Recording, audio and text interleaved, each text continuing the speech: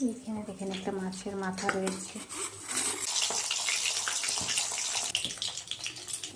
দেখুন মাথাটা খুব সুন্দর ভাজা হয়েছে। শুকনো লঙ্কা, গোটা জিরা অল্প, 5 ফোড়ন আর তেজপাতা।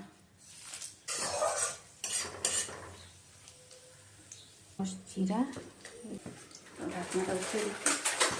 এই যে বাটা মশলাটা আমি জিরা বেটে রেখেছিলাম সেটা এখানে দিয়ে দেবো।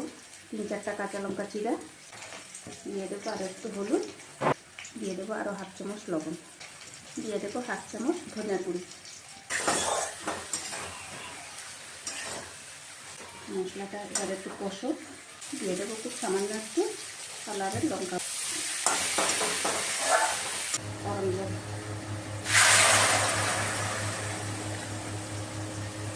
তো চুলটা ফুটে উঠছে, এখানে অল্প একটু দিয়ে দেবো। এই যে এখানে 3 পিস মাছ আছে, আর এই মাছের মাথাটা বলেছিলাম যে সেটা এখানে দিয়ে দিচ্ছি। 1/2 চামচ দিয়ে দেবো গরম মশলার গুঁড়া।